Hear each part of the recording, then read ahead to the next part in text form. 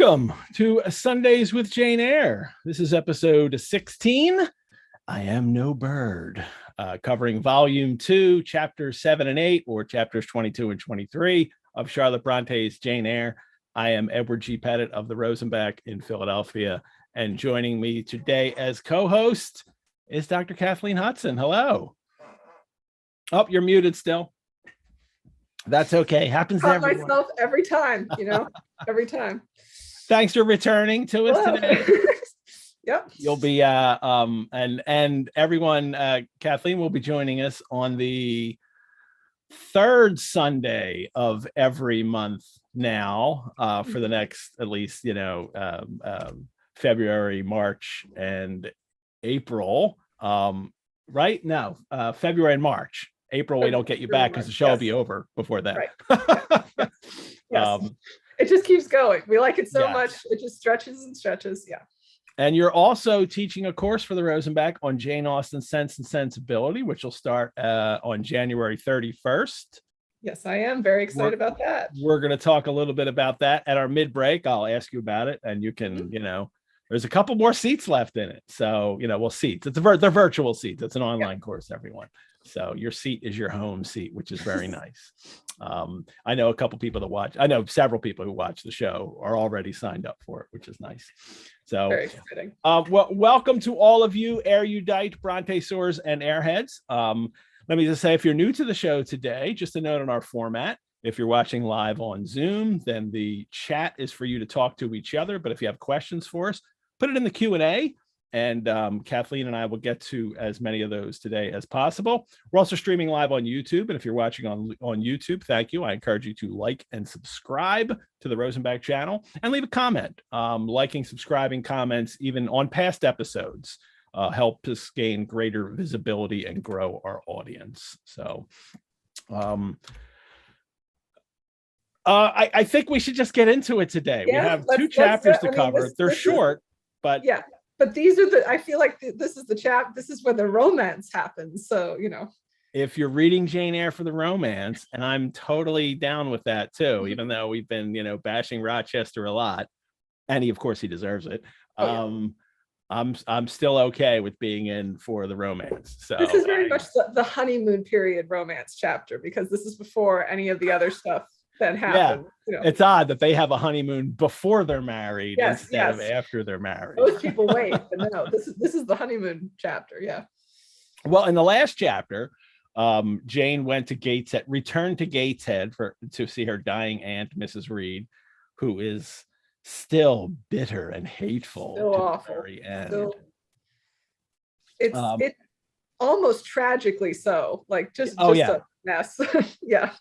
Oh yeah, and I think that Jane as a character certainly feels for her. I think she feels for her more than a modern audience feels for her, and that we don't mind. That I know as a reader, I don't mind her getting her comeuppance, but it is tragic. It is. It was interesting for me reading through it this time, having read it several times before, and now reading it again very much more as an adult. That I think it very much speaks to Bronte's genius in that these aren't simple characters. Like I'm not unhappy that they get a certain kind of comeuppance, but Mrs. Reed, but also her daughters. It struck me this time reading it as just like a tragedy almost. It was very sad for some reason, and that they were more complex characters than I thought I had given them credit for in previous readings, because mostly I was just vengeful in previous readings. And this time, I did feel very almost sorry for them.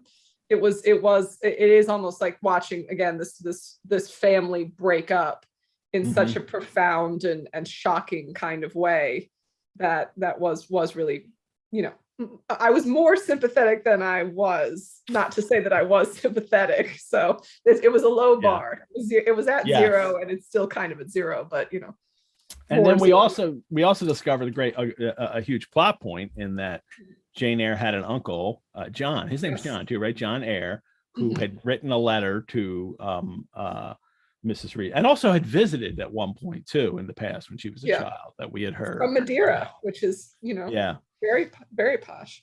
And but Mrs. Reed told him Jane was dead. She died in that terrible fever outbreak at the school, and so Jane's not known about this, and she has been denied not just an inheritance, but she has been denied family that she has long wanted. So. And once again, in relation to the Reed family, is made a kind of ghost. Like I remember way back when we were doing the first couple chapters, this idea of Jane as kind of a vengeful spirit, you know, invoking ghosts and being able to see ghosts and sort of being a representative of all these things that they wanted to stay buried.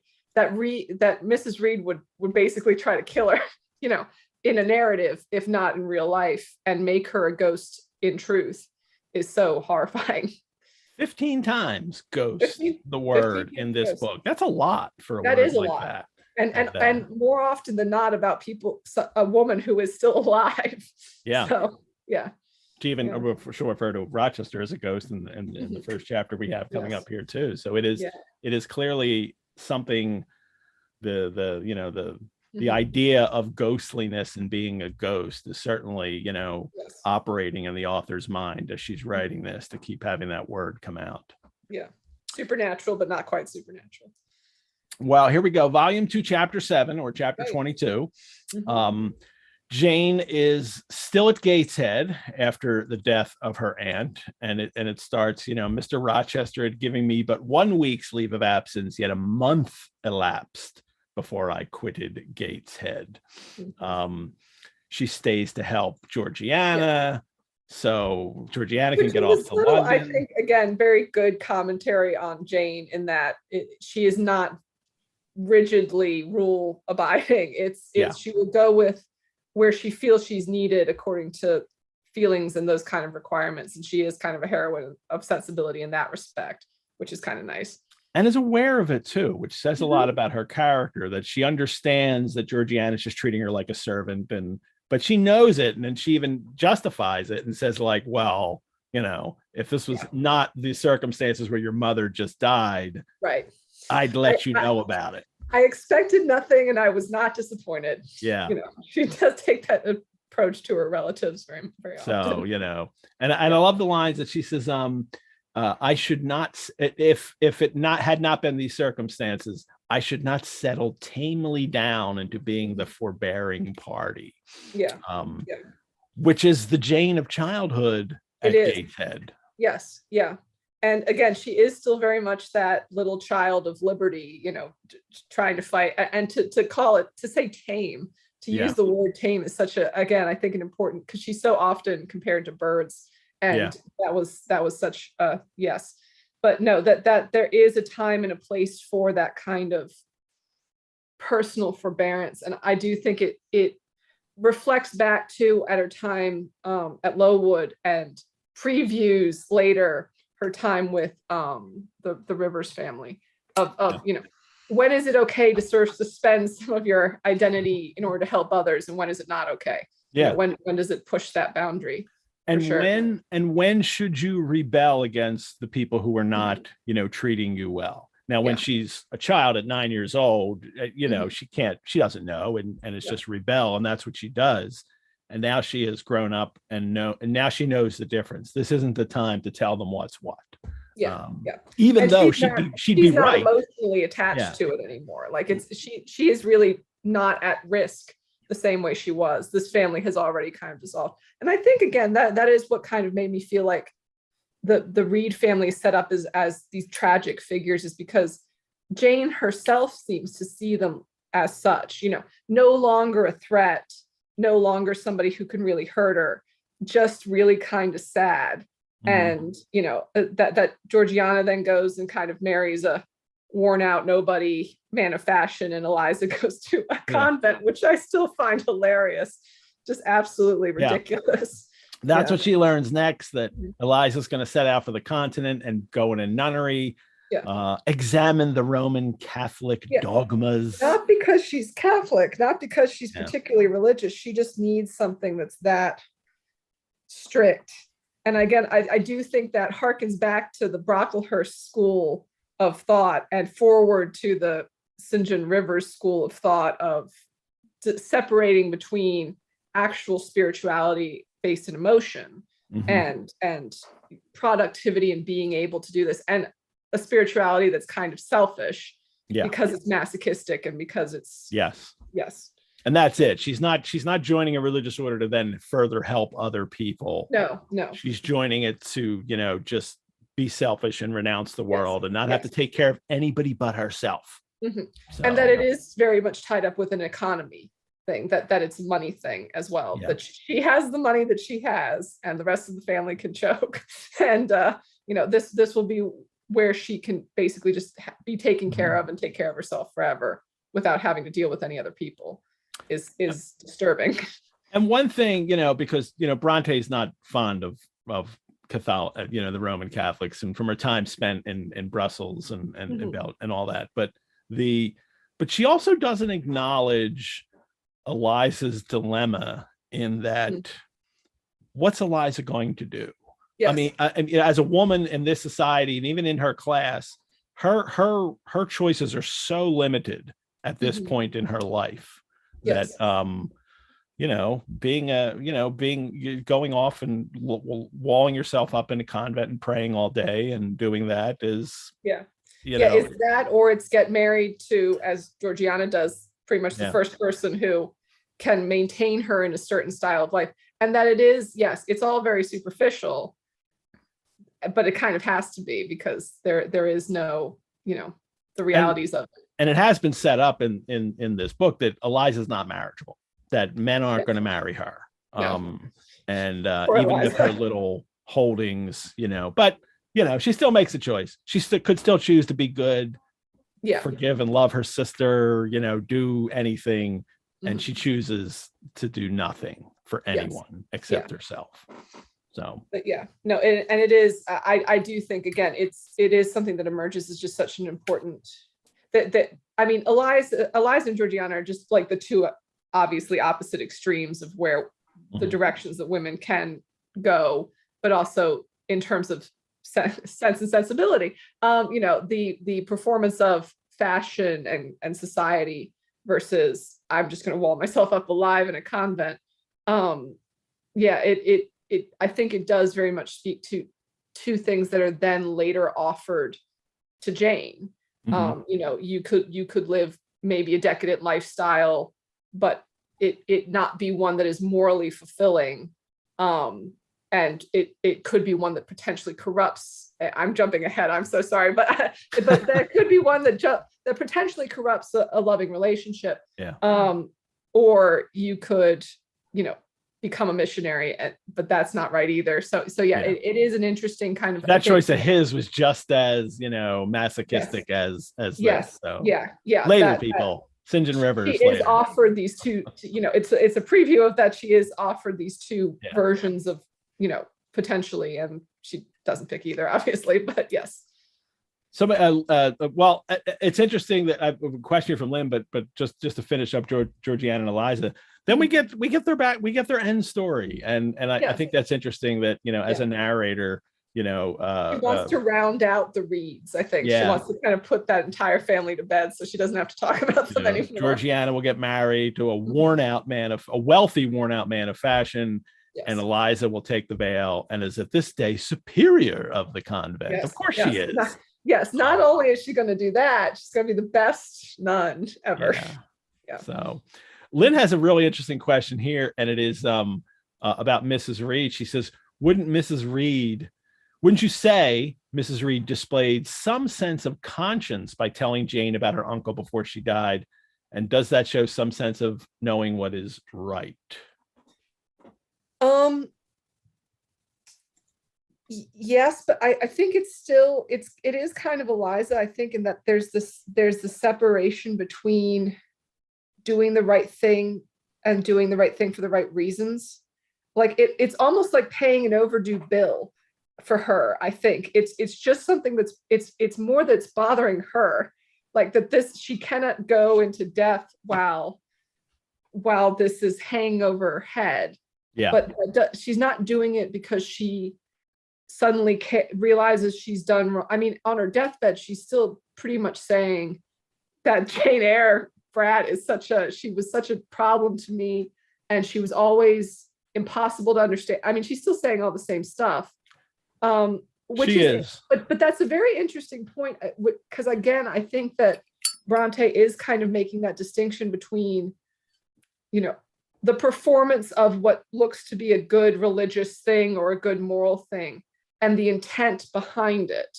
Mhm. And if there's no emotional intent, and no growth and no, I realize I've done wrong and now I've done it. I don't know. I just sort of got the impression about Reed that this is like an overdue bill for her, or an unreturned library book, and she just wants it done.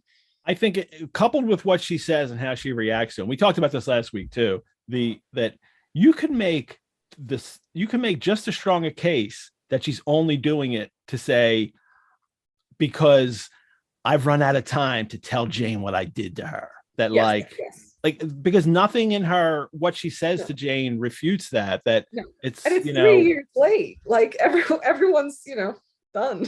Yeah. And you know what, Jane, one more thing I did to you. And because she justifies it by saying how Jane behaved. And because you behave this way, I'm justified in hurting you in the end. And so I think that, I find that it doesn't even, there's zero redemption for me for Mrs. Reed in admitting it to Jane. And if anything, especially given the time, I think this just reinforces, so much of Jane's life is trying to find a place and trying to find a family. And that's, again, particularly, that becomes particularly evident when she goes back to Thornfield, like right after the death, that to then have the Reeds sort of self-destruct and also sort of have this other thing dangled in front of her that she can't have, this uncle that is, 3 years too late. It does just seem like, again, a further destruction of the possibility that Jane could have a family. Yeah. So you're right. It's almost more cruel in a sense of being like, you're not one of us. And also there was this other opportunity for you to have a family, and I took that away as well. Does kind of, again, reinforce that the possibilities of childhood that she could fit into this group, that this would be your home, are completely exploded with that fact. Yeah. Nikki responded that she said, do you think if she believed Mrs. Reed, that even if Jane wrote him, he wouldn't believe it was actually her, that he think it was someone trying to take advantage of him? I don't think it would be too difficult for him to figure out, her real identity. Right. And I know that those, that kind of thing could happen then in the way people get identified and the records that are kept, but I don't think Jane would have too much trouble proving that she was, it's low. She would just get a Lowood records or whatever she needed to do. And it wouldn't be that hard to figure out. But let's get to going back to Thornfield. Oh, thanks, Lynn, because I enjoy bashing on Aunt Reed all day long. So that never gets, that's like Brocklehurst. It's just very soothing. She's set at liberty. Eliza says, I told me I was at liberty. Oh, really? Thanks. No, you know what? I am at liberty. Don't let the door hit you on the way out. I don't have to do anything for you. And now she's going to go back, and she mentions it right away. She as a returning home. Yes. How people feel when they are returning home from an absence, long or short, I do not know. I had never experienced the sensation. Thornfield's home to her, and this is what she's always wanted. And which is, again, very suggestive, since she's leaving her childhood home. Home, air quotes. That she feels really no sentimentality or compunction about leaving it does kind of undercut that idealized childhood thing a little bit, doesn't it? Of domesticity and home. And Jay's like, no, I'm going back to my, because she didn't get that. I didn't get that when I was a child there. It was just a place where, I was imprisoned, and then Lowood follows. And then, and now this is the place where, is her home, that she gets to stay. But she's, of course, still worried. She says, how long was I to stay there? She has heard from Mrs. Fairfax in the interim that the party at the hall was dispersed. Thank God, Blanche Ingram's gone. But Mr. Rochester kind of served its purpose as far as Rochester is concerned, apparently. And he has left for 3 weeks, but he was expected to return in a fortnight. And to make Mrs. Fairfax assumes he's making arrangements for the wedding. And she says the idea of his marrying Miss Ingram still seems strange to her. And Jane thinks you would be strangely incredulous if you did doubt it. I don't doubt it. So it is interesting. It's once again trying to read into a performance that he is presenting for everyone. You get Jane as reader again in the text, because she is reader and author. But yeah. And it seems, and it was my first reaction was, well, of course you don't, why, of course you think it's strange because you understand Bertha, but as I'm discovering on this reading, and this will be confirmed in a few chapters, that Mrs. Fairfax doesn't know who Bertha is. No. So although she has some fairly legitimate concerns about it, but notwithstanding the wife in the attic, some other legitimate concerns. She knows there's a mad woman in the attic that Grace Poole takes care of. Right. She does not know that she is Rochester's wife, and we've just gone beyond spoiler. Like we couldn't ever keep this. Yes, we're past spoiler. If you're doing this as I really did, so as I really wish I could have done, but you can't do it in examining this novel because Bronte does such a marvelous job of layering this book that to get the full value, meaning what's going on out of this text is she keeps coming back to she keeps forewarning us of things and saying things that will bear on the meaning later, that will have a different meaning once you find other things out. So that's one of the things we like to point out in this. So. I always wish I could read the book again for the first time. Like but it is very interesting rereading it. I'm like, I wish every book I could do that. Yes.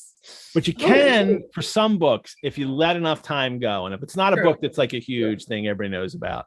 Like I'm rereading books now that I read when I was your extraordinarily young age, like 30 years ago for me, and like I don't remember anything. Right, yes. So see, that's it. You gotta play the long game with some of these books. But you have to not read a book for 30 years to get back to it, for me at least. And then but there's some books I remember completely. Yeah. And there are books that I think I remember completely. Like I thought I remembered Jane Eyre, but then I was like, coming at it from a different age is also very different because you're in a completely different emotional place. Yeah, you're a different person, and it will mean something different, and you will notice different things that you never noticed before. Yeah. So this is all the time. So I just did Shakespeare's Henry V with a group at the Rosenbach. We do a Shakespeare read-aloud every month, and there were a couple things I noticed in Henry V that I'd never hit me before, and I've read that play like 20 times. Yeah, and so it's really nice to have that stuff happen. Mm-hmm. It's why they're the classics. Yes. Anyway, this is awful because she says I dreamt of Miss Ingram all the night.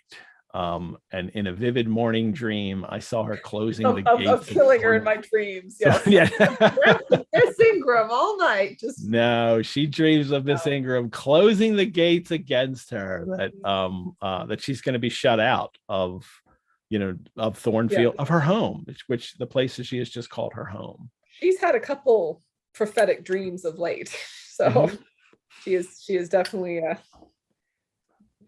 playing into that part of the Gothic and just romanticism. Yeah. And in an age, and we talked about it last week, that in an age where dreams don't represent your anxieties. Right. For people, they are still things that people don't quite understand, and usually they are prophetic is what they are. So they are messages. It's not going to be Miss Ingram, but it is going to be another woman. So she takes the carriage ride, and then she's going to walk the rest of the way from Millcote, which is very Jane. Rochester will say that too. Yes, a Janian thing. Yes. But it's 6 o'clock, about 6 o'clock of a June evening, and we get this lovely little pastoral idyll here. She's walking along the summer evening, the haymakers at work, and the sky is just a little cloudy but blue, and behind the clouds and or among the clouds, and the sunset is like an altar burning behind its screen of marbled vapor, just this lovely way for her to return home. Yeah. And I do appreciate she slips into not first person, present tense. Once she gets to Thornfield, she slips into present tense, which I thought was really interesting. And she slips into present tense too. Oh, I didn't notice that. You're right. Yeah. It's kind of around when she sees Rochester, and also when she's placing herself in relation to him. So there's nature, and then there's Rochester, and then there's how basically kind of far away, or how she's perceiving him, or is she approaching him? And again, something I never noticed before.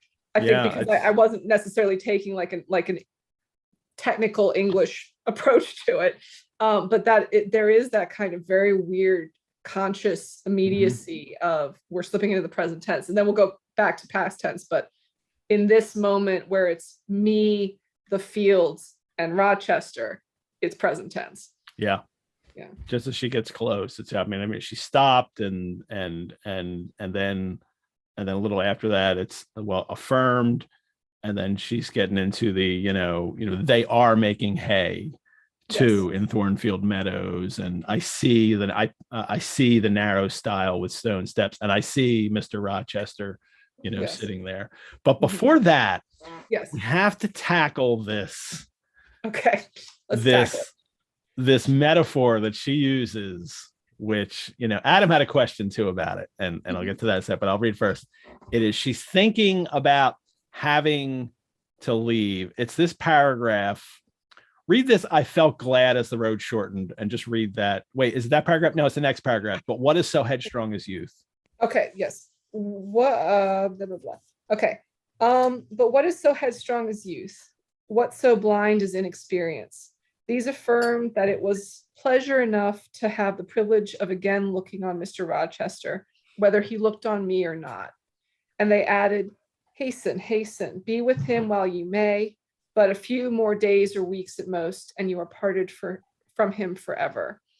And then I strangled a newborn agony, a deformed thing which I could not persuade myself to own and rear, and ran on. Oof. Wrangled a newborn agony, a deformed thing. It feels almost like Macbeth. That's like birth strangled babe or something in there. It's what she's saying. Like, that is like me stopping thinking of Mr. Rochester, as that I could stay with him at Thornfield. That's like me. I mean, and it is so extreme. Adam had a question. He says, is that a common expression or metaphor? I would say no. But it could be, but I can't recall coming across it. That kind of I'm getting a Shakespeare vibe just because I recently reread Macbeth, and it's the the birth strangled babe thing, but it's such a fearsome thing. No, I don't think there's too many. He continued. He said, is it related to her earlier dreams of children, which I think is interesting, and then was having children so wrapped up in her conception of being a wife lover, and that is what inspired that phrasing. For me, this is really over the top metaphor for her quelling her feelings, and I agree with that in a sense. I do think it's in a sense she has been having dreams of children, and this is about a relationship she's thinking of, and it does seem to her as though children are then the culmination of a loving relationship later, so that she would connect, that she would use that metaphor in terms of her feelings, and then that those feelings are made manifest later as a child potentially. But it is so intense that it is really, it has to call our attention to, like, whoa, that it's very serious. And right after that, she just drops it. They are making hay too in Thornfield Meadows. So that kind of even highlights it, makes it even more grotesque in a sense, and it makes me think of just the whole female Gothic and Yes. the horrors of what of for a woman in a Gothic world. Yeah. That this is in a sense And one that, of them. yes, that this is self-censorship and self-repression. That she's got this, what is almost being described here is like a sin, or is this terrible secret, and she has to kill it and bury it in her. And then they're making hay too in Thornfield, on the surface, and but that her body is kind of almost a gravesite, and that she is again a ghost or a revenant or something that contains death is very Gothic, very worrying. Yes. So it hit me again reading this chapter. So, I had it marked in my book, so it hit me the last time I read it too. So it's something I think that people notice and really kind of adds to the intensity of her feelings. And I think for me also highlights the Gothic overtones of this book. And I very much like the Shakespeare, it does sound Shakespeare. We get several Shakespeare allusions, throughout this. One thing I had noticed before is all the Miltonic allusions. Yes. My notes are also, one of the notes I have, one of the Penguin books is calling attention to all the Milton Paradise Lost references, which I had never really known were in this book. So they love Paradise Lost. Everyone loves referencing Paradise Lost. Yeah, it's continuing. We know from the early Romantics, and now it's still, continuing here. But she sees Mr. Rochester sitting there, a book, and she really again then reinforces more of the guy. It's almost, again, you almost get whiplash, because it's strangled this deformed thing. They're making hay. He's a ghost or not a ghost, but he inspires the feelings of being a ghost. And then later she's talking about a veil. So they're just using so much Gothic imagery in this. For sure. Yeah, she sees him sitting there. He is not a ghost, but she is completely unstrung. She says, seeing, she doesn't expect to see him. She's faced with a situation where, oh no, I wasn't prepared for this. She's almost experiencing a Gothic sublime moment of. And it surprised me she has a veil. Like, really, I hadn't. But that's not uncommon for the 19th century for women to wear a veil, especially after coming from the death of someone. That she's wearing a veil. And that enables her to conceal herself, her features, because Jane is, if nothing, all about your features tell you everything about somebody. Yes. Although again, and Rochester too has this capacity to kind of lift the veil for her, and he's the only one who can. I mean, later in this chapter, which again I'm jumping all around, but that things are pulled from her almost without her wanting them to be. She admits to things that she does not want to verbally admit to, and that's down to Rochester. But the veil is there, but he's about to rip it in half. Essentially. So we'll have some more veil ripping too in a couple chapters. But you like that. Then we get serious Gothic. And he's again, his kind of teasing sardonic self, stealing into the vicinage of your home, just as if you were a dream or a shade. What the deuce have you to do with, have you done with yourself this last month? I kind of especially like that. This is in his favor, that he is so familiar with her. That it's almost like, it's not even like a friend. He talks to her like she's a male friend. And that is not the way men and women speak to each other, at least in novels. I know some people find it very problematic that he keeps identifying her as not human. That's the side that is that she's a shadow, an elf. She's from the abode of people who are dead, that she's always a supernatural creature. And I do respect that is a problem, but I also do think there is something deeply playful about it. I mean, I think the reason why I didn't see it as a problem the first time I read it was because I was reading it as playful teasing. And of course, Rochester wouldn't pick on the sort of trite nicknames. He'd pick on something completely different for Jane, because he's a bit bonkers too. I always thought, that it was, I know quite a few people find it very problematic and think that he's dehumanizing her to a certain extent, or at least putting her outside the realm of normal human interaction by doing that. But I find it, there is that kind of playful element to it. And you're right, that it is not the typical romance language. Yeah, he's He is weird. talking to her as an equal and as a man would. He's really weird compared Yeah. to, the way men, especially a romantic interest man talks in a novel. He's really strange. Yes. But also that given that we know that Jane is very much, from childhood, loves fantasy, loves romance, loves Gothic, loves ghost stories, that it is an appeal to her specifically. It just always struck me as very them. I know that seems a bit ridiculous, but it's a very them kind of course they'd have those nicknames. And it is a problem, but it is, yes, absolutely. I mean, he would not use the typical romance language to appeal to her. He'd call her nicknames and do it a bit of a different way. Well, and his, where have you been, this last month? Her response is, I've been with my aunt, sir, who is dead. And which is funny. Yes. And his a true Janian reply, which I really like. And it made me think, well, what is a Janian reply? And I guess it's that blunt, matter-of-fact answer when a questioner expects a more expansive one and she's not giving it. No. So I think Jane personally is a lot funnier than anyone ever admits. I mean, and again, whether it's intentional or not is something that we could absolutely debate, but her responses are just with my aunt, sir, who is dead. That's hilarious. That's, of course, that's the answer she gives.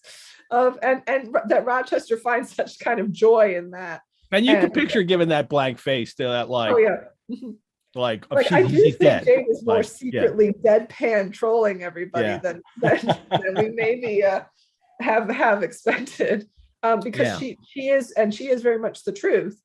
She never says anything that really isn't the truth.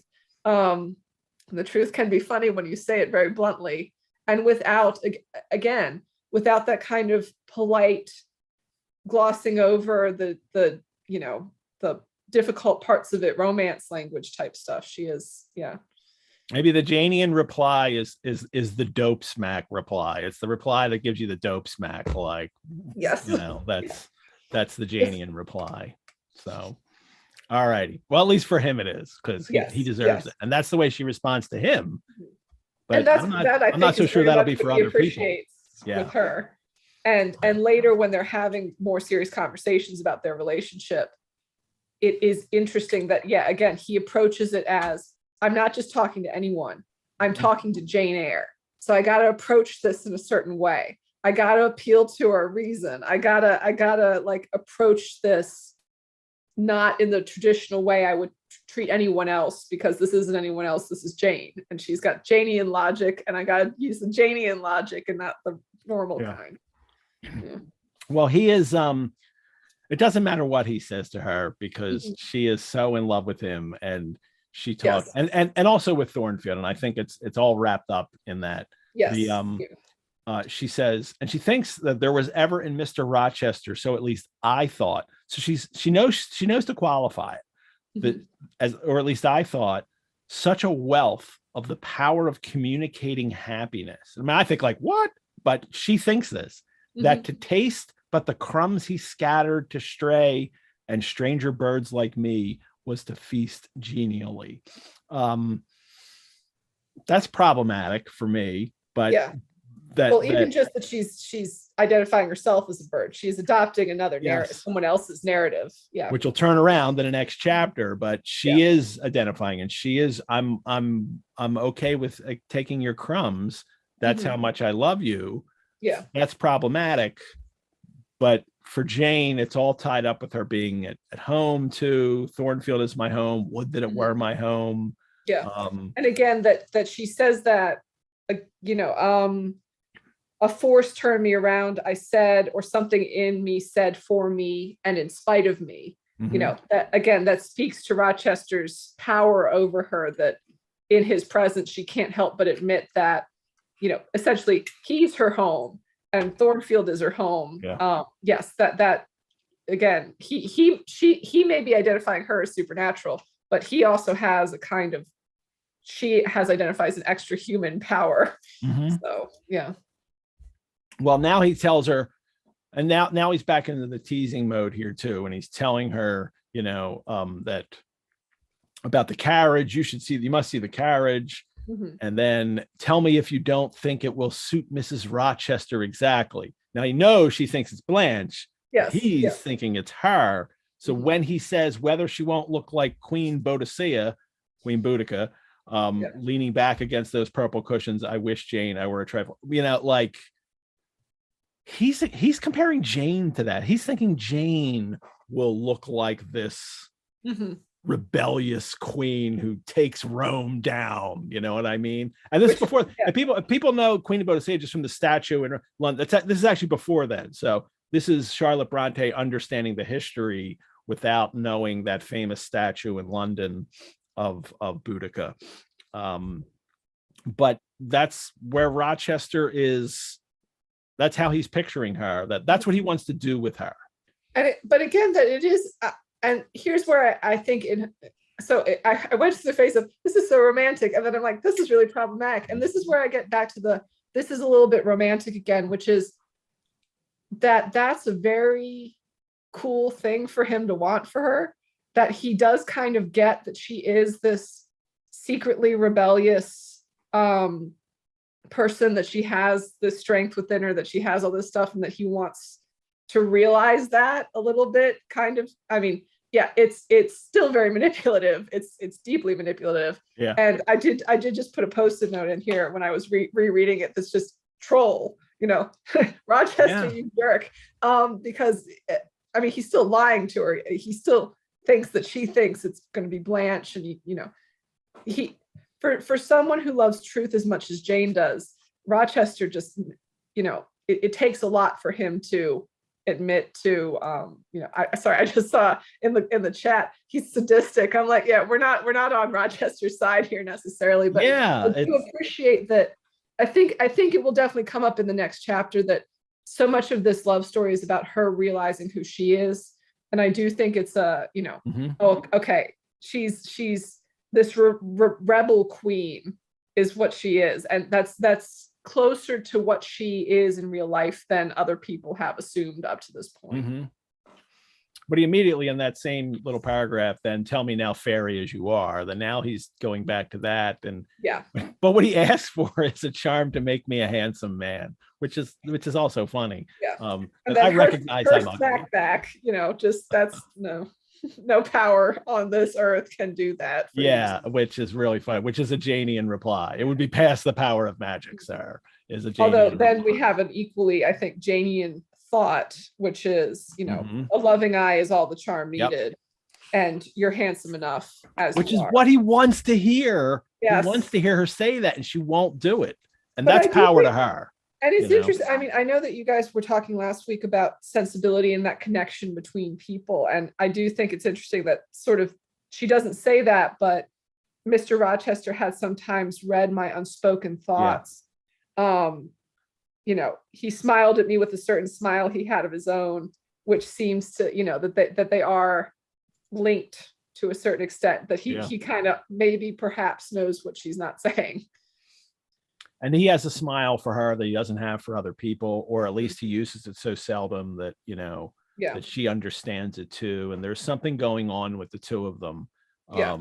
That and again, that sunshine thing, it was the real sunshine of feeling. That he has the ability to create happiness and create feeling and inspire feeling like that.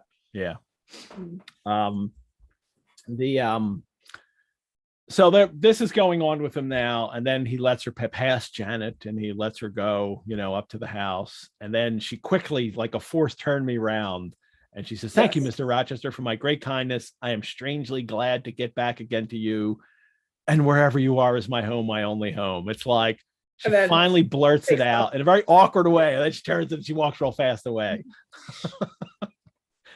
It's who hasn't done that to their crush? I know, completely humiliating and self-aware, and then just like, that's something I really like about that exchange. Shoving the breadsticks into her purse. I gotta go. And I recognize it's problematic. He keeps teasing her and pushing her, and he wants her to say this, and that's manipulative, and she finally does. But he still, she still seems to do it, kind of on her own when she does Yes. this. And we'll see this, in the next chapter, definitely, that she, as much as he tries to manipulate her, we'll talk about that next chapter. I'm sorry. Well, and I mean, Jane's entire kind of arc too is trying to find that balance. I mean, she's so passionate, and then it's repressed, and then, how do you balance it? And so that, that self-expression, we're slowly moving towards a self-expression that I think is an accurate representation of her. And important for, a heroine in a 19th century novel, and a, early 19th century novel, for her to have this kind of, will, this volition, this, ability to make choices in her life is something you don't see. Are based, that are based in material, but also in emotional truths. So we were telling you and I before the show, so we were talking a little bit about Jane Austen, and this is Lizzie Bennet too. Lizzie Bennet, makes her choices, screws up everything up, and then gets to make it again, but she's at least making her choices. And that's what is most important about, I really do think most important about her character is that she gets to choose. Yeah, and she gets to grow, which is more than I think a lot of the earlier heroines get to do. They're just sort of perfect from the start. So she's of anxiety over having to leave the house, the near separation, and then a fortnight of dubious calm succeeded my return. In my head, these two chapters were one day and then the next day. Yeah. And it's not. I'd forgotten that it's 2 weeks now of being at home. And being at home in a kind of idealized domestic space, but of a mixed family. I mean, she mentions Mrs. Fairfax again. They mention Adele, and Rochester kind of assigns her the role of her little English mother. He says, Adele. So he saw Adele was, and I'm not going to even attempt the French because I'll just massacre it, but basically that she was about to devour her little English mother. That he has now arranged this domestic possibility. And who knows if, but that, it's 2 weeks, and it's 2 weeks of kind of an ideal, potentially, of what it could be. If, alas, we were all telling the truth here. This is the life that she wants. And she can see the illusion of it right now. And hopefully she'll have to that it is potentially another form of Rochesterian manipulation, that he has orchestrated this a little bit, perhaps, before he gets into the rest of it. And I gotta say too, the whole manipulation thing is not good on his part, but I do have a but for it, in that, come on, I'm trying to show my best self. And that is also part of it. That, like, of course, when I met my wife, I manipulated her in the sense that I didn't want her to see anything bad about me, and really fashion situations in which I looked good. It's a lot more. And again, especially coming after the Gothic novels and some of the previous novels of sentiment, where the villains of the piece just demand. They don't try to present a good side to them. They're just like, you're marrying me, that's it. And, the heroine has to then flee. You're right in that he is trying to present, his good side. He's trying to woo her, which is more than I think a lot of heroines got in past novels. I never had a locked up former wife or wife, even current wife in the attic. So there you go. So it all falls apart for Rochester when you remember what's really going on. Yes, it is. All righty. It's romantic until like you have a mad wife locked upstairs. Like, then that falls apart there. So all righty. What at the end of the chapter, she's wondering why he's not heading off to Ingram Park to see Blanche, and and can't figure this out. But also, alas, never had I loved him so well. So and or then self-aware, very troubled Jane. So let's take our mid-break now. Let me remind everybody that we bring Sundays with Jane Eyre to you for free. So if you'd like to support the Rosenbach through donation, you can do so at our website. And since this novel was published in 1847, we're asking for donations of $18.47 to support the show. Donations directly go toward keeping this show free and accessible to everyone.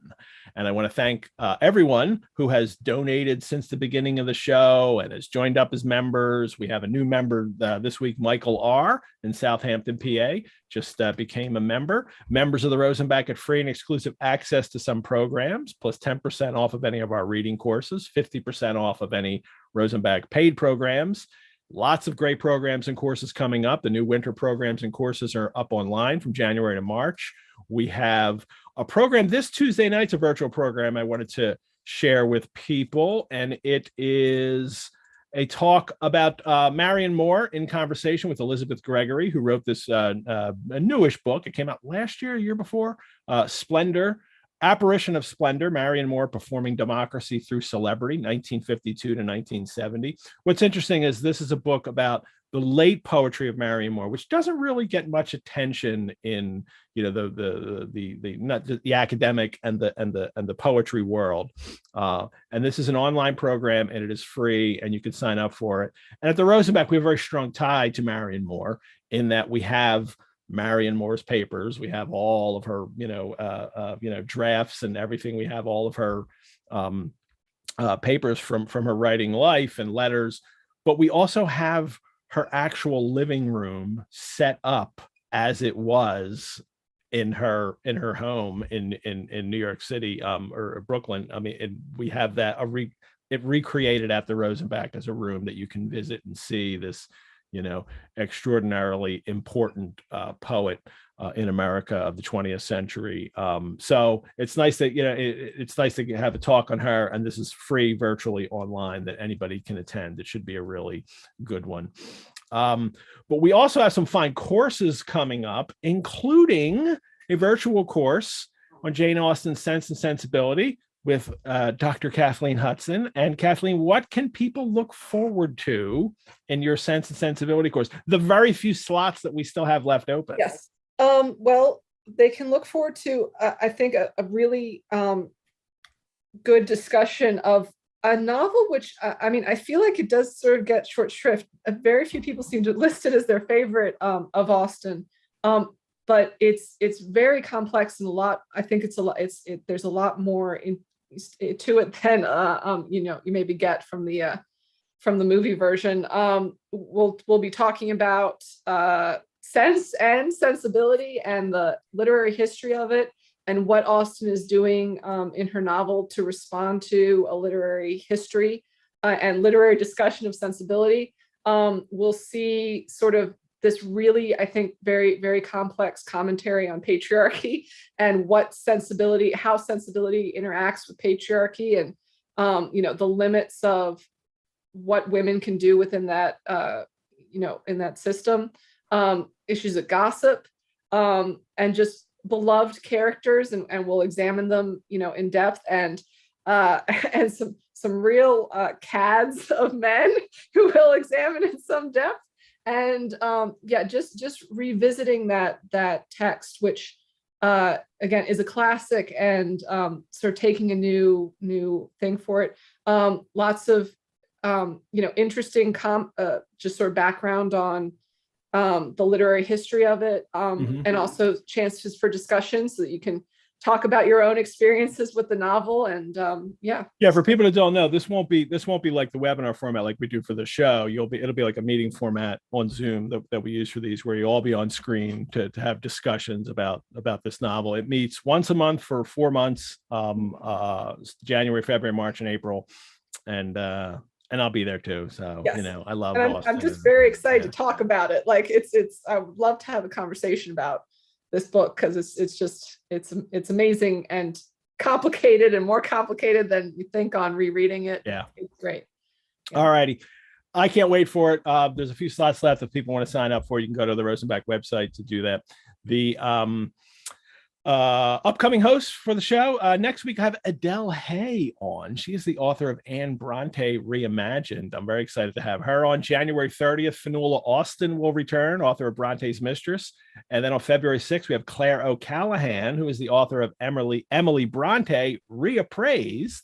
So we have these, that'll be the third Saraband author for the new. We already have the Charlotte Bronte author, Sophie Franklin, on, and And so that'll be really nice. So some really good conversations coming up with some great co-hosts for the rest of the month, as well as today. Chapter 23, Volume 2, Chapter 8, A Splendid Midsummer Shone Over England. And Jane goes out one midsummer eve, and I love this. I'm the smoker here, and I walked a while on the pavement, but a subtle, well-known scent, that of a cigar, stole from some window, and she can smell Mr. Rochester's cigar, and that reminds her of him. Yeah. And then she'll bring it back again. It is Mr. Rochester's cigar, as she's goes off into the garden. She's trying to hide herself in the garden, in the orchard. She can smell it again, and it's something that she really associates with him. Yes. And that I know it well. And she's back in first person again. So first person. Yeah. Present tense. I don't know why I can't say present tense. I keep saying first person. The whole thing is first person. No, she's back in present tense again. Yeah. And it's that immediacy. For these moments that really adds immediacy to this. So she's heading through, she's trying to hide in the orchard, and then she's trying to get by him. She doesn't want him to see her. Yeah. But of course, Paradise Lost thing almost. There you go. Thank you. Very good. I hadn't hit me yet, but it is another well, and it'll especially go on with a kind of metaphor he'll use later that really ties it up. But they are in the garden, and she's trying to not have him notice her, because that's Jane. And then and then he doesn't even turn and look at her. He just says, "Jane, come and look at this fellow." Like, he's known that she's there. As a matter of fact, he probably saw her from the window, and that's why he came out, because he knows she's out there, and he's trying to finally. And the idea that you don't even have to see, you just know that the other person's there, which again is I think very much playing into this idea of this union of souls, romantic sensibility. They are connected on a more basic level that transcends class and history and all the rest. Well, this is really odd for me that he calls her over to look at this moth, and this, and Lisa says, "Look at its wings. He reminds me rather of a West Indian insect. One does not often see so large and gay a night rover in England. There he is flown." You're thinking of the West Indies right now, Rochester? Yeah. That's, almost as if like the insect itself is a kind of an omen that like there's something bad's going to happen, but something that also should be here is here. He's thinking about his life in the West Indies, which has ruined his life. That's where he made his errors and all his mistakes, and that's the problem in his life that he's trying to correct. And that's still present here. And hey, this is the garden, so there's a symbol of his original sin or something. So I don't know. So well, Adam and Eve don't have that. We have that after Adam and Eve. It just keeps popping up. It's like Madeira. It's just one of those things that just is hovering like a specter over the entire text, and it just keeps popping up for him. Yeah, for sure. Yeah. We were treating also. Oh, Jane. Oh, honey. So she could his shadow feel? She's shocked that he has discovered her here, and then he wants her to hang out in the garden with him. It's so lovely night. It's a shame to sit in the house. And she recognizes the impropriety of this, that these, two adult unmarried people being alone out here. I did not like to walk at this hour alone with him. But she says, I became ashamed of feeling any confusion, because she recognized there's nothing wrong. Like, there's no evil going on. There's no evil intent. I'm not trying to be alone with him. And it's one of those things, although he is trying to be alone with her, in which social propriety obviously means that it's a bit dangerous to do this, but she also kind of assumes that their circumstances are so separate that there can be, she almost pushes it towards that other thing of, well, but I'm nothing compared to him socially, so there isn't an impropriety. But that it is, again, as in the previous chapter when she admits that she's feeling that he's her home, that it's against her will. She couldn't come up with her tongue failed her in framing an excuse, and she's embarrassed and she's lagging, and she doesn't really want to be there, but you can't quite make yourself do this. And he clearly has a clear purpose. He wants to propose to her. And so he has her out here for that. And this is the moment where he's going to do it. And he's trying to set up the field. He's asking her how attached she is to everything and everybody there in the house.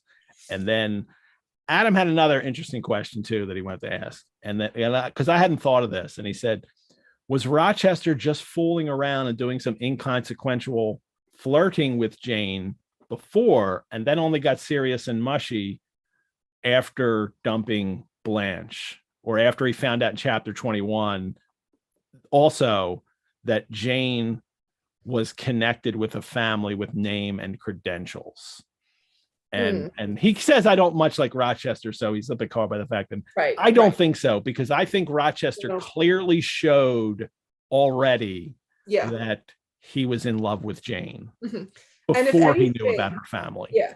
If anything, I mean, and again, this is jumping ahead a little bit, it's her lack of a family which does appeal to him on some respect, because the family's not going to get in the way.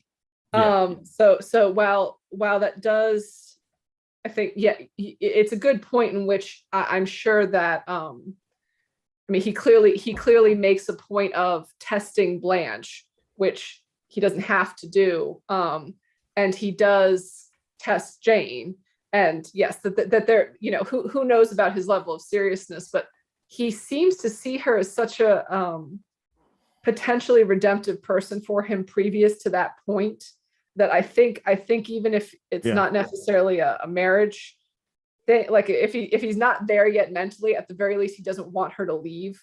And he is developing an emotional attachment. It's a good question. That does he jump to the marriage thing, maybe because it's legitimized to a certain extent in that way. That is an interesting commentary. But I think in terms of his commitment to a relationship of some kind, that's definitely previous to that. I don't think for his character that the class status is going to matter to him. No. And I think he's made that clear. The class status isn't what's important here. No. I mean, in a sense, if it is, he's not going to scare Blanche away. Yeah.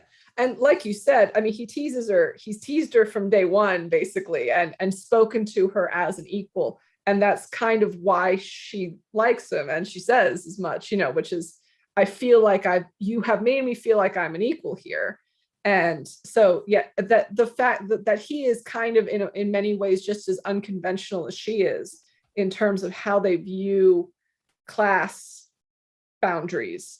I'm not sure he would have necessarily seen that as a hindrance. If anything, I think he would have seen that as a good thing, because he could sort of wiggle around the mad woman in the attic a little bit easier if she didn't have, but we can get to this at the end of the chapter, but that she didn't have that kind of protection. Well, they compliment.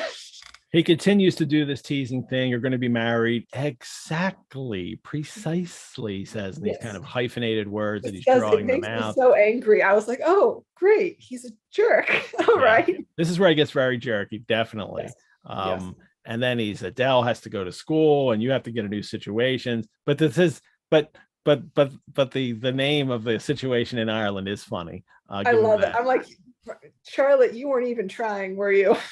You have to undertake the education of the 5 daughters of Mrs. Dionysus O'Gall of Bitternut Lodge, Connaught, Ireland. That's very funny.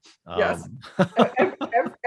Every word in that sentence is just a left. That's great. A Dickensian situation. That's right out of Dickens there. That is Rochester is a troll and a half.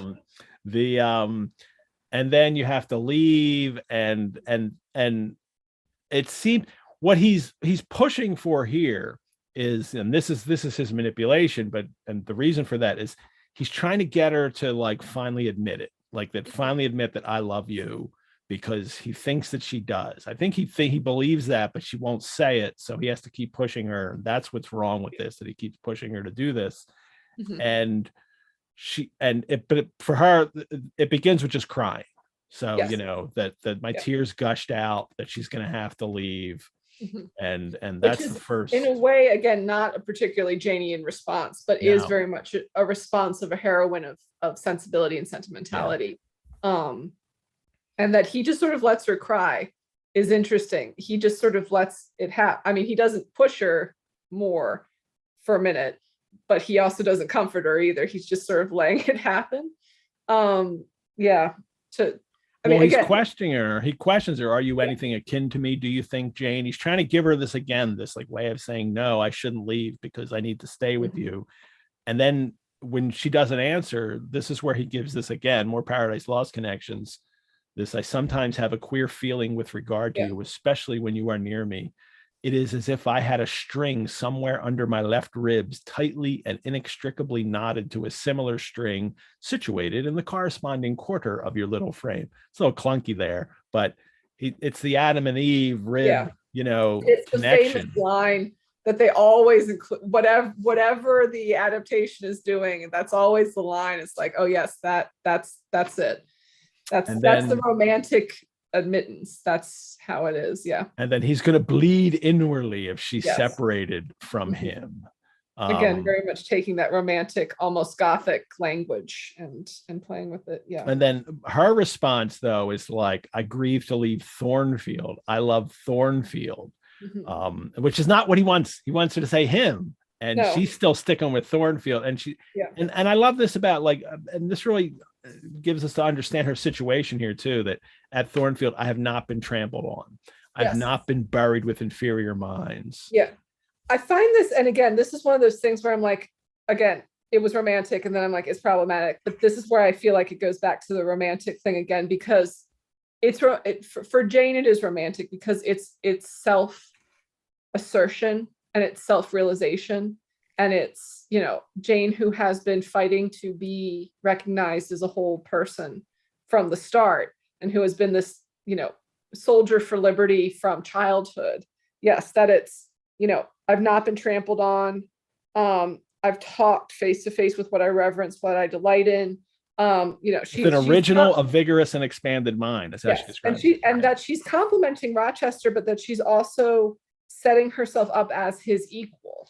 That this is not that you're just so fantastic and I'm just you are a garden and I am a small bug. It's that we are equals and I have been treated as an equal. Mm-hmm. That's just, I feel like it's just such an amazing progressive thing for a heroine to say, which is not, again, not really a flowery romance language thing, but I have been allowed to become who I am here. And that's why I can't stand to leave it. It's not really a sentimental thing. It's that I have achieved self-realization through my relationships with you, and that this is a relationship between equals, which she then again reinforces later.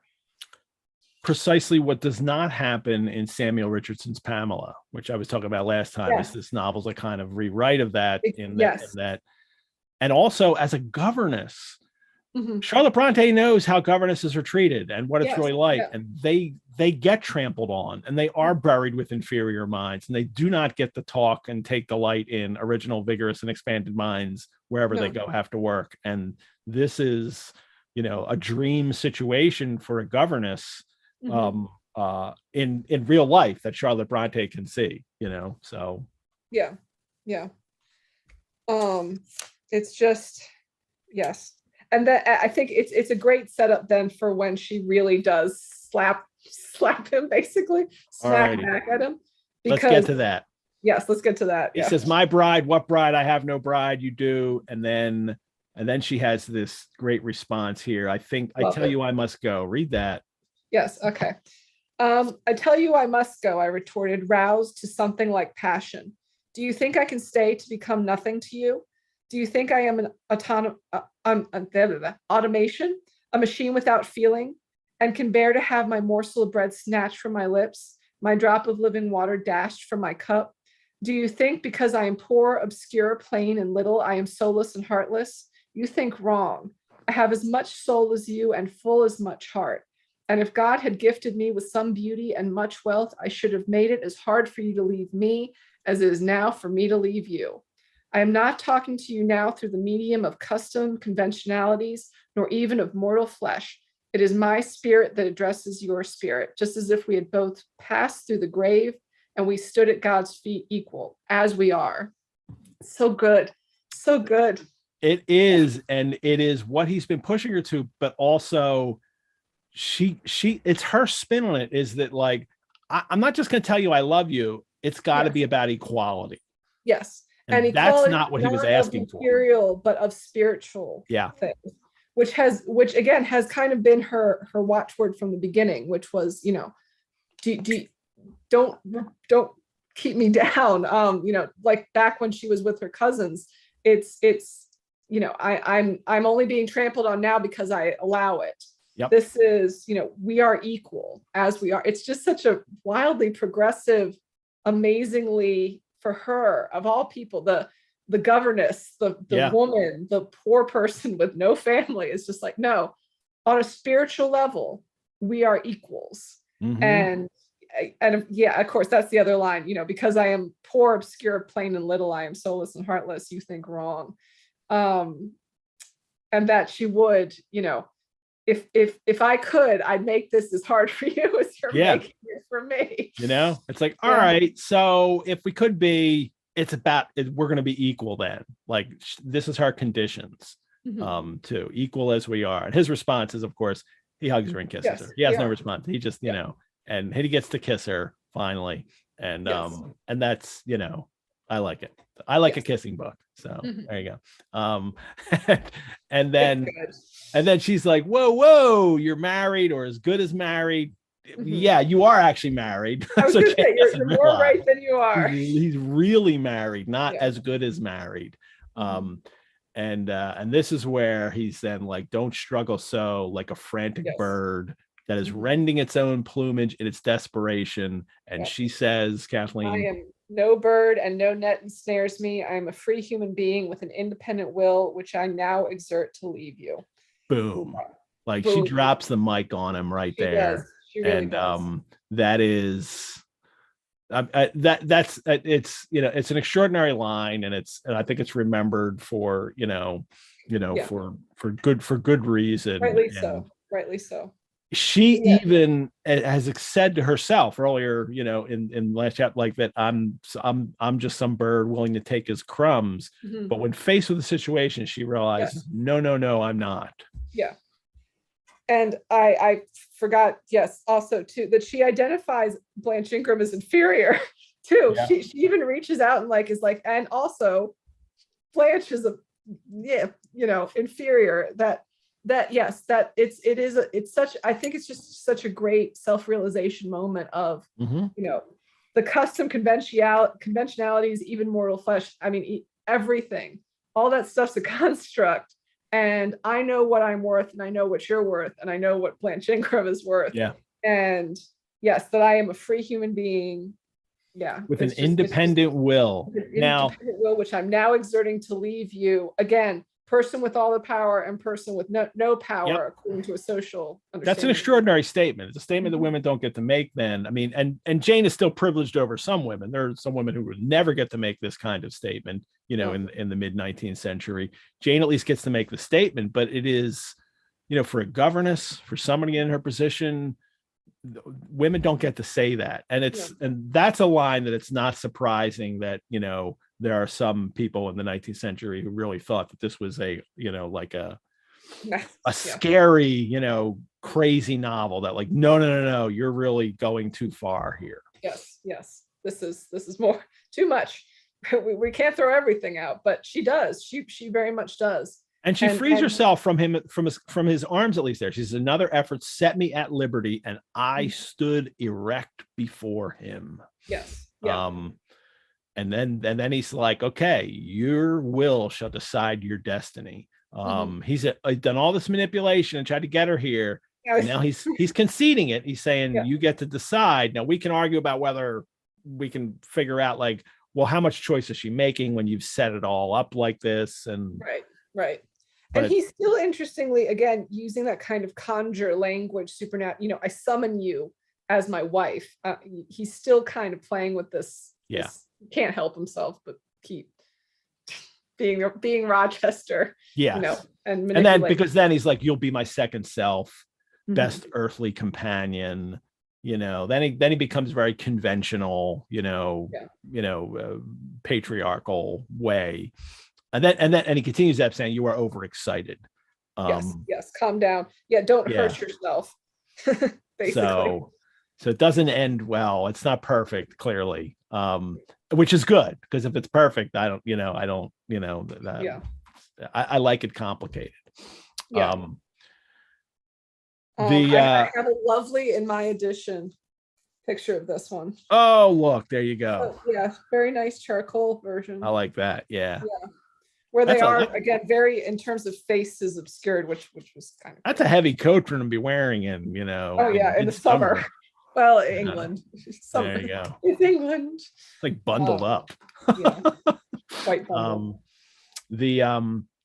But then he's he wants to talk more, and then he says to her, my bride is here because my equal is here, and my likeness.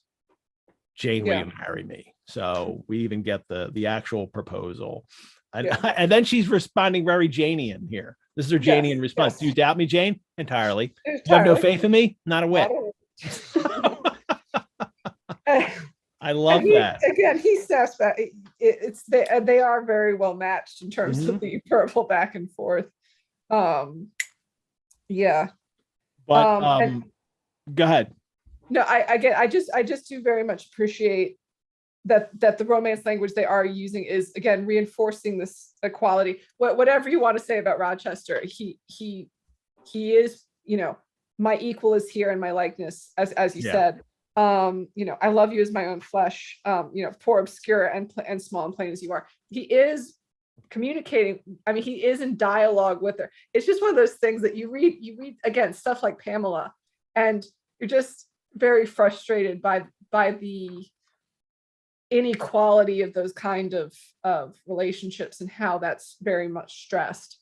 And for Bronte to just kind of wipe this all out and just be like, I'm not even going to talk about this at no point do they seem to consider that they aren't each other's equal in that respect.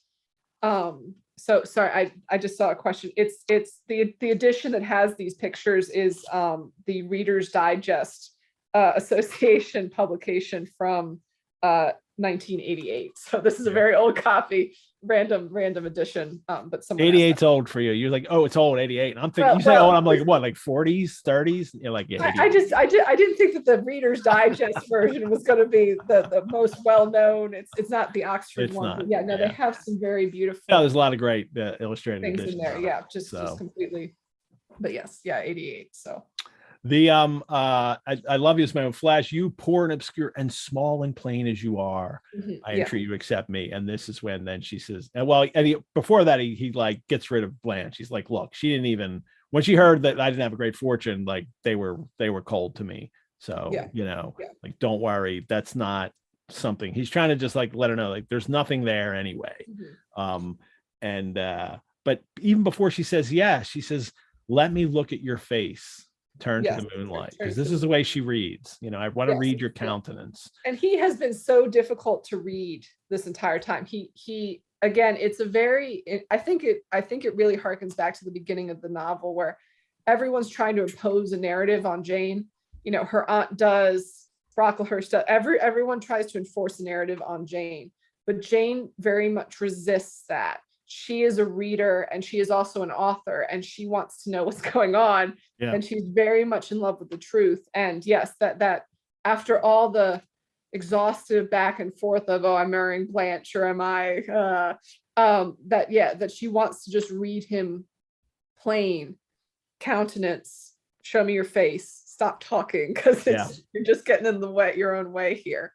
And it's agitated, flushed, strong workings in a feature, and strange gleams in the eyes. So that's where she can read it. She knows, I'm looking at your eyes, and she knows. I mean, the last chapter was all her Mrs. Reed eyes, and cold and hard, and and she can see in his eyes that he's being honest with her. And then I I really like this. Say, Edward, give me my name, Edward, I will marry you. Yeah. I'm an Edward, so I like this scene especially. Yeah, the give me my name stuff is very interesting because he doesn't say my name, but it's give me my name. Yes. And again, in playing with identity, that he wants to be this whatever she is going to make him, give me my name, that you do see this, that he does have an ulterior motive here. Mm-hmm. And the ulterior motive is moral or immoral. She's going to try to fix him. Yeah, that's what he wants. She's his redemption. Yeah. So give me my name. You have to be the one who's kind of doing that in terms of identity, I think is. And again, he keeps falling back on that supernatural language, conjure language. I summon you. Give me my name. Mm-hmm. that kind of practice of it. Yeah. Mm. And then there's still more language that's troubling because it's 19th century. Edward, my little wife. Dear Edward, and then mm-hmm. Come to me entirely now. Yes. Make my happiness, I will make yours. Yeah, this is something, again, on a secondary reading, you see a lot of like patriarchal ownership language here, and of course when he's sort of half talking to himself. And man meddle not with me, I have her and I will hold her. And she's like, there's mm-hmm. no one to meddle, sir. I have no kindred to interfere. But he knows that no, there isn't interference because I'm married. Yeah. And again, no, that's the best of it. That she has no family is really worrying. And again, the idea that the fact that she is so isolated, she has no money, she has no connections. At this time, if you're a woman, your family's who can speak for you. Mm-hmm. Like if she's on her own, she's in more danger than I think she accepts for that. Because she sees the warning sign, but she doesn't read it. And it is I have thought his accent and look of exultation savage. Mm-hmm. So she can see that there's still something that's not quite right here. Mm-hmm. But she doesn't, because then it's, are you happy, Jane? And again, in terms of for the overall novel, this is a very Janeian commentary, which is in hindsight, she recognizes that savage look, but at the time, if I had loved him less, I should have thought his accent and a look of exaltation savage. But in hindsight, she's sort of seeing it. I mean, so much of this novel is about Jane looking back at Jane's experiences. So realizing too late that what's going on. Well, then the rain comes, there's a crack, a crash, a peal of thunder, and then the rain rushes down and they're all wet. And they go inside and she's shaking the water out of something, but I don't know what. Shaking the water out of my loosened hair, and then she doesn't notice that Mrs. Fairfax is looking at them at first. Yeah. And then they're kissing. He kissed me repeatedly. Mm-hmm. And then she realizes that Mrs. Fairfax sees them and she's like, well, sorry, I'll explain to you later. Well, she doesn't say anything, but she realizes that, I'm going to have to explain Too happy. Just bouncing off. But there's a storm, right? Yeah. The loud, as the wind blew, the thunder crashed, and then in the morning, she says Adele come running in to tell her that the great horse chestnut at the bottom of the orchard, where they were in the orchard, had been struck by lightning in the night, and half of that isn't indicative of anything that may happen in the future. Well, we had, and the previous, 2 chapters ago, that started with presentiments and signs and nature, and signs, for aught we know, may be but the sympathies of nature with man. That the nature is telling you there's a storm a coming, that you're, you need to be aware of. Yes, and I love this comment. The poor victim of pathetic fallacy, the chestnut tree. Yes. Oh, chestnut tree, we hardly knew thee. And yet here you are.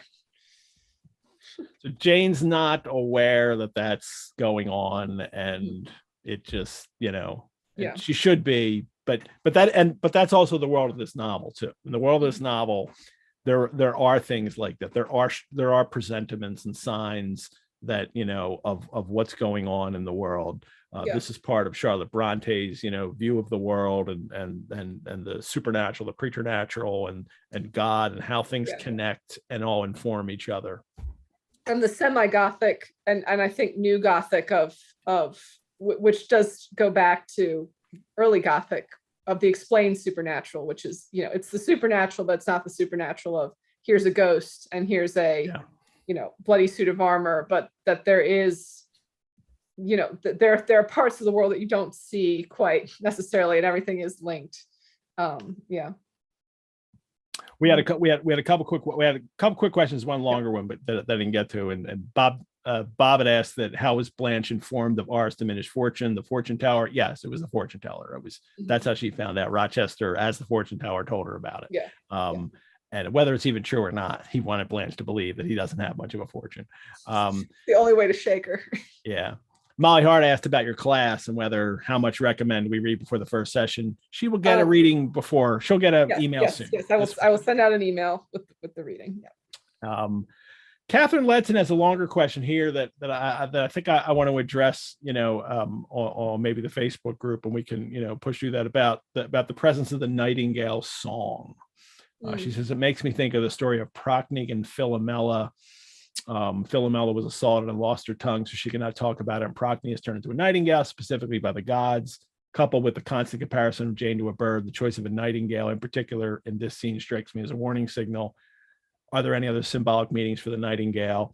That's a long answer about the nightingale. I was going to say, I think you can kind of take your pick. There's a lot. Yes, especially if you're going through literature, they do invoke the nightingale quite a bit. Plus, this is post-romanticism, or not post, but around romanticism, and there's a massive attachment to nightingales, I believe, in romantic poetry anyway. So I'm going to address that at the beginning of the next show too. Yeah. So we'll have a kind of deeper answer to that as we're finishing up this chapter for today anyway. So overall, give me your, you've in the past, probably maybe when the first time you read it, this was like the most super romantic thing you had ever read, maybe. And now it's different. And how?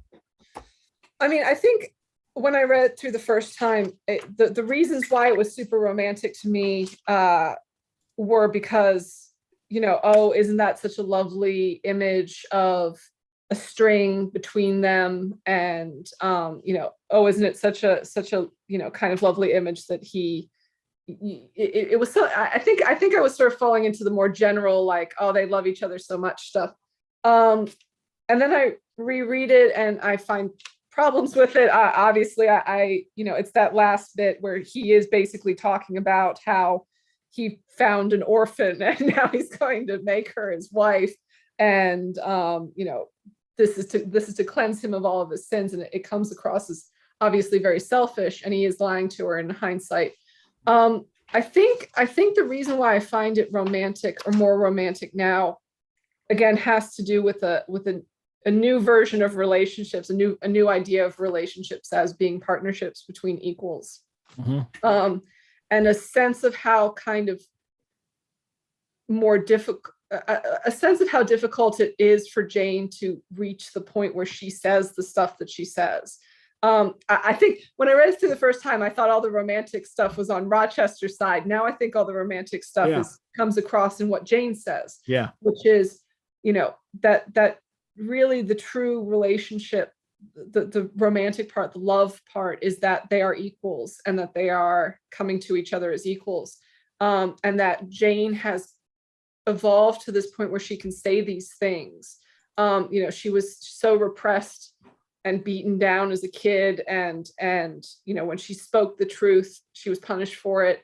And now she's in a similar situation where she's alone with a man, and she says her truth, and she's allowed to say her truth. And to a certain extent, Rochester has, not in a particularly nice way, but pushed her and pushed her and pushed her to accept that part of herself that she talks about strangling the babe and inside of her, and Rochester's like, no, let it out, don't repress, let it be who you are, let those emotions go, he does, I think, I know we're reluctant to give Rochester any credit whatsoever. Well, But because he's not letting go. He's not revealing his, no, awful yes, secret. because he's a bit of a hypocrite about it. But I guess I just kind of appreciate that,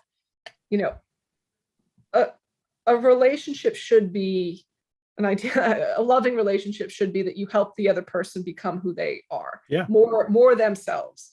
And that Rochester does kind of push her and give her an opportunity to be herself. And that after all this time of fighting with herself and feeling alienated from her own emotions and feeling like her own emotions are wrong and being told that her own emotions are wrong, she just lets it out. And she's like, no convention, no custom, no society, no nothing.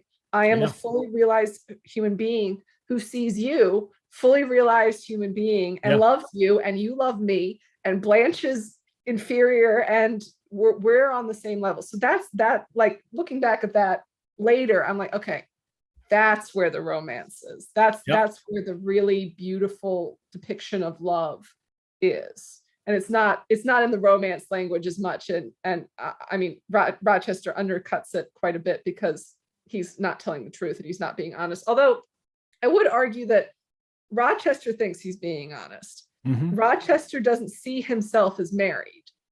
Now, obviously, that's a cop-out to a certain extent, and Rochester must know that that's not going to fly in any kind of normal thing. But and I mean, he makes that argument later that he's not married. He tries to push this further, but yeah, I think it's as much in her self-realization as anything that Rochester says. Good. No, I agree. That's a great way to sum up this, how this has gone with them, that he is that what's most important in this is her assertion of having her own free, that I am no bird, no net ensnares me. And even in that, like, she ends that expression with like, I'm free and I'm going to leave you. And like, that is her choice that she gets to make. And and love them or hate them, Rochester does push her to that point. Like, it's she was, when she came back, again, strangling the baby. She was strangling those parts of herself and still trying to, but he lets her have a good cry, and then she lets it out. So it's, again, not a Rochester apologist necessarily, but you have to say that this is such a radical moment of self-discovery for her, and that maybe she would not have been able to react the way she then does later to comparable, things. She is free, and she does then enforce, she protects her freedom. She runs when she has to, she leaves when she has to, she fights back when she has to, and that this is such a moment of self-realization for her. Good. All righty. Yep. We got through it all quickly too. So let's leave it there. That'd be good. Bronte Stores and Airheads, thank you for tuning in today. We'll post this recording on our website. If that's how you're watching, thank you. We have a Sundays with Jane Eyre Facebook group where we can continue the conversation. Look us up on Facebook and join in that conversation. Also, go to the Rosenbach's YouTube account, like the Jane Eyre video, subscribe to the channel, leave comments there as well. I want to thanks to Andrew, who was our chat Mrs. Fairfax today. Thanks for managing the links in the chat. It's good to have you here today. Next week, we have Adele Hay, author of Anne Bronte Reimagined, joining us for Volume 2, Chapter 9, or Chapter 24, with Jane and Rochester planning their marriage, their honeymoon that they don't get to have. And a Charlotte Bronte poem makes its way into the text, which will be fun. So if you're looking for more virtual engagement, head on over to the Rosenbach website. Check out the other virtual offerings we have. And the Rosenbach is also open to visit. See our website for how we're making it safe for you to come and see our exhibitions and historic house in person.